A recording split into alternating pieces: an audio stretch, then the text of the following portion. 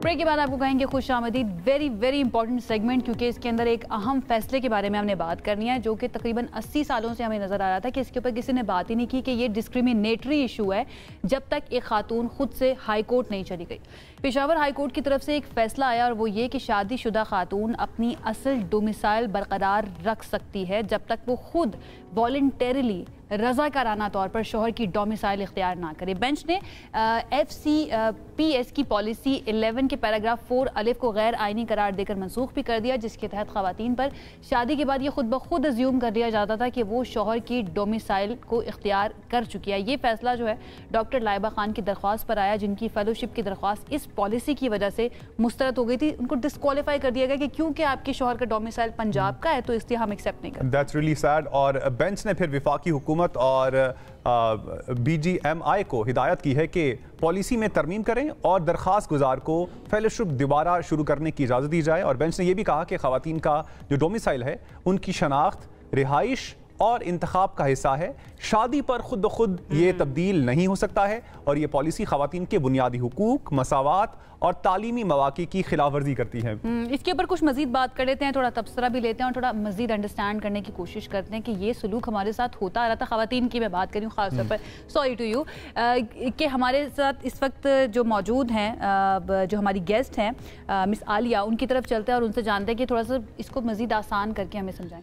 अस्सलाम वालेकुम आलिया, कैसी हैं आप? वालेकुम अस्सलाम, thank you so much for having me here. Glad to have you as always. थोड़ा समझाएं ज़रा इस केस के बारे में हमें। अच्छा, इस केस में आई थिंक ये बहुत सिग्निफिकेंट एक आई थिंक अप्रिशिएटिव स्टेप है ऑफ पेशावर हाई कोर्ट, जहाँ पर ये डिसाइड किया गया कि खातून जब अपने करियर प्रोग्रेशन के लिए जाती है या कोई अपना करियर अडॉप्ट करती है तो चूँकि उसका डोमिसाइल, अगर उसकी शादी पंजाब के अंदर हो गई है या उसकी शादी KP के अंदर हो गई, किसी भी जगह हो गई है, तो ऑटोमेटिकली बाय हर मैरिज उसका डोमिसाइल चेंज नहीं हो जाएगा। ठीक है। आई थिंक ये पॉलिसी जो थी FCPS की, that was very discouraging, that was discriminative. लेकिन एक दिलचस्प बात यह है कि गवर्नमेंट ने खुद जो है वो किसी भी लेवल पर ये कोशिश नहीं किया कि इस पॉलिसी को in consonance of articles of constitution लाया जाए या आइन की जो बेसिक बुनियादी इस वक्त आई थिंक जो जिस्ट है उसके साथ इसकी जो है वो 80 साल से जो है ख़वातीन इस इस्तेहसाल का शिकार हो रही थी और अब आके इस पे फैसला दिया गया है। जी बिल्कुल, इस पर बिल्कुल। और अभी भी शायद अगर डॉक्टर लाइबा अदालत ना जाती तो ये फैसला तब भी नहीं आना था। और इसमें बहुत सारी वो ख़वातीन जो शायद इसलिए क्योंकि उनका जो डोमिसाइल होता है ऑफ बर्थ वो अगर KP है, जैसे इनका एबटाबाद था, और अगर एबटाबाद से उनकी शादी होकर किसी और प्रोविंस में चली गई और उनका फिर ID कार्ड भी ऑटोमेटिकली चेंज हो गया और फिर डोमिसाइल भी, इस पॉलिसी के तहत वो कहते हैं जी ऑटोमेटिकली, कोर्ट ने कहा नहीं जी ऑटोमेटिकली कोई चेंज नहीं होता और ये मर्जर या प्रिंसिपल बिल्कुल भी नहीं आएगा कि जी खातून की चूँकि शादी हो गई है लिहाजा शादी से इससे आप उसका इंडिविजुअल राइट ऑफ एग्जिस्टेंस उससे ले रहे हैं। अच्छा, तारीख में कई इस तरह की फिर मिसालें मुझे याद आ रही हैं जिसमें जब तक आप जुल्म के खिलाफ आवाज़ नहीं उठाएंगे, नाइंसाफ़ी के खिलाफ आवाज़ नहीं उठाएंगे, तो फिर जो ऊपर बैठे हुए लोग होते हैं वो समझ लेते हैं कि they are okay with it. यहाँ से हमें पता चलता है कि कितना ज़रूरी है अगर आपके साथ कोई नाइंसाफ़ी हो रही है, सिर्फ ये कहते हैं कि क्योंकि ये रूल है तो अब मानना पड़ेगा, तो उसके खिलाफ आवाज़ ये उठाना बिल्कुल आवाज़ उठाना बहुत ज़रूरी है। लेकिन ये एक और बहुत दिलचस्प बात यह है कि ख़वातीन के लिए लिटिगेशन बहुत आसान नहीं है। ये बात मैं बल्कि ये ज़रूर इसको एडमिट करना चाहूँगी कि हमारे तमाम हाई कोर्ट्स में पेशावर हाई कोर्ट का रवैया टूवर्ड्स ख़वातीन बहुत मैग्नानिमस है। ख़वातीन को इवन एज ख़वातीन वकला आप जाएंगे तो आउट ऑफ टर्न बहुत रिस्पेक्ट से पूछेंगे आपसे कि जी आप शहर के बाहर से आए हैं, बताइए आपका केस सुन लेते हैं हम पहले। तो ये जो रवैया है इंक्लूड करने का, क्योंकि आपने एक तो नंबर 1 आप बच्चियों की बिल्कुल तरबियत इस तरह नहीं करते कि वो फील्ड में जाकर कम्पीट करें। आप पहले उनको ये बताते हैं नो सोशलाइजेशन नहीं करना, बात नहीं करना, ये नहीं करना। इवेंचुअली आप उनको हार्ड कोर वो कहते हैं ना मुकाबले के अंदर फेंक देते हैं और उसके बाद उनसे उनकी इंडिविजुअलिटी भी छीन लेते हैं ये कहकर कि आपकी तो शादी हो गई है। पहले जो आपके बाप का वो सारा था वो आपने अडॉप्ट करना है, अब आपके मियाँ का जो भी उसका रहन सहन, उसका वो कहते हैं आइडेंटिटी, उसका पता।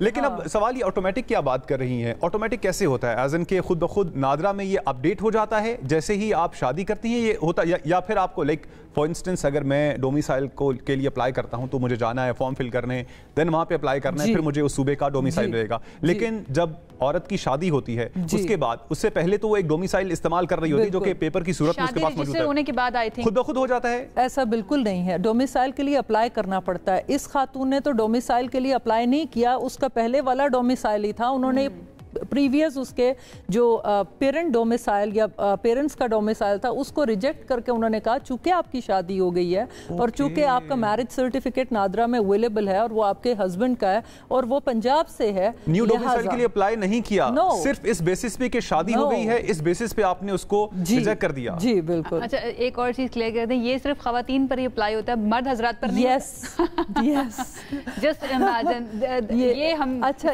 آپ یہ دیکھیے نا کہ اس سارے ٹرامیٹک ایکسپیرینس کے بعد خواتین جو ہے وہ انکلیوڈ کی جاتی ہیں کریئر گروتھ کے اندر, اور پھر آپ کہتے ہیں کہ جی جب آپ کسی کوٹا کی بات کرتے ہیں یا آپ کہتے ہیں کہ خواتین کو, اب جا کر کوئی 2-4 سال پہلے تو آپ کے سپریم کورٹ کے اندر جو ہے وہ 2 فیمیلز آئی ہیں مار کے, تو کیسے وہ خواتین وہ جو نیشنل پروگریشن یا نیشنل سپیئرز کے اندر آپ ان کا انکلوژن چاہتے ہیں وہ ہوگا کیسے اگر اتنا زیادہ تو بنائیں پہلے راستے تو کلیئر کریں. اور لاز بنانے کے لیے اسٹیٹ کا پریفرنس آئی تھنک آئین چینج کرنے سے زیادہ بہتر ہوتا کہ وہ پریفرنس جو ہے وہ الائن کرنا ہوتا کہ آئین کے ساتھ آپ اپنے ایگزسٹنس جو قوانین ہیں ان کو الائن کریں, particularly with respect to women, کیونکہ یہ آپ کا جو آئین کی بہت ساری شکیں اس ججمنٹ کے اندر ڈسکس ہوئی ہیں جس میں آرٹیکل 10 یہ ہے کہ مجھے ایکولی جو ہے وہ ٹریٹ کیا جائے, آرٹیکل 25 ہے کہ کوئی ڈسکریمنیشن خواتین کے ساتھ نہیں برداشت کی جائے گی, آرٹیکل 14, آرٹیکل 4, بے شمار ایسی پروویژنز ہیں جہاں پر خواتین کے انکلوژن کو آپ کے آئین کا حصہ بنایا گیا. لیکن عالیہ اس کے اوپر امپلیمنٹ کرنا بھی تو بڑا ضروری ہے. ایک امپلیمنٹ نہ ہونا وہ ایک الگ چیز ہے, لیکن جہاں پر امپلیمنٹ ہو رہا ہے سزائیں کیا اس طرح کی ہیں کہ دوبارہ کوئی ڈسکریمنیشن کرتے ہوئے ڈرے خواتین کے اوپر؟ سزائیں بھی تو بڑی ضروری ہیں نا ڈیٹرنس کے لیے. I would must mention there was one case جس کے اندر جو ہے وہ کے پی گورنمنٹ آئی تھی ریویو کے اندر, اور اس میں جسٹس منصور علی شاہ صاحب نے ان پر 100,000 کا کاسٹ آف لٹیگیشن کاسٹ ڈال دی تھی. That's it. ایز سچ کوئی دیکھیے کاسٹ آف لٹیگیشن بھی پاکستان میں ہے موجود, ابھی یہ ڈیپینڈ کرتا ہے کہ عدالتوں کا رویہ کیسا ہے. جیسے پشاور ہائی کورٹ نے بہت ڈیٹیل کے ساتھ اس کو لکھا ہے کہ ہم جو حکومت ہے اس کی پالیسی میکنگ کے اندر انٹرونشن نہیں چاہتے, لیکن ہم صرف ان کو یہ بتانا چاہتے ہیں کہ یہ آئین کی جو بنیاد ہے اس کے ساتھ متصادم ہے آپ کی پالیسی, لہٰذا اس کو ترمیم کر کے آپ لے کے آئیں. اب ڈاکٹر صاحب ابھی جو فیصلہ آ چکا ہے, اب آگے جتنے بھی کیسز ہوں گے ان سب پہ اپلائی ہو جائے گا یہ فیصلہ؟ یہ پریسیڈنٹ سیٹ ہو گیا ہے کہ اس کے بعد خواتین کے ساتھ ٹیکنیکلی کہتے ہیں ججمنٹ ان ریم جو سب پر اپلیکیبلٹی ہو, ارسپیکٹو کہ یہ پاس تو بے شک پرسونم ہوئی ہے, ایک بندے کے لیے ہوئی ہے, لیکن اس کا فائدہ آنے والے تمام لوگ اٹھائیں, تمام لوگوں کے لیے. ان دا اینڈ آپ کیا تبدیلی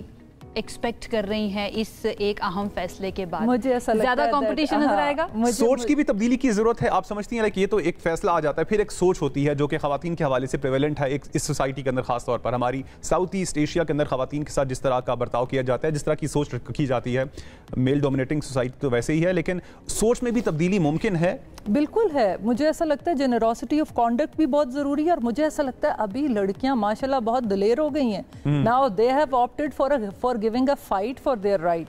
اب جب وہ کہتے ہیں نا اگین کہ آپ لڑ جائیں گے, آپ کہتے ہیں no I am not going to give away my seat to anyone, اور یہ ہماری لڑائی, اکثر لوگ کہتے ہیں کہ نہیں جی یہ تو مردوں کے ساتھ ڈسکریمنیشن ہے. ہماری لڑائی مردوں کے ساتھ نہیں ہے, ہماری لڑائی سسٹمز کے ساتھ ہے جنہوں نے اتنے سال تک ہمیں وہ فائنینشیل انڈیپینڈنس, وہ ہماری انڈیویجول ایگزسٹنس, ہماری آئیڈینٹی اس کو ختم کیے رکھا ہے. تو we are just demanding to be acknowledged as much human beings as we really are.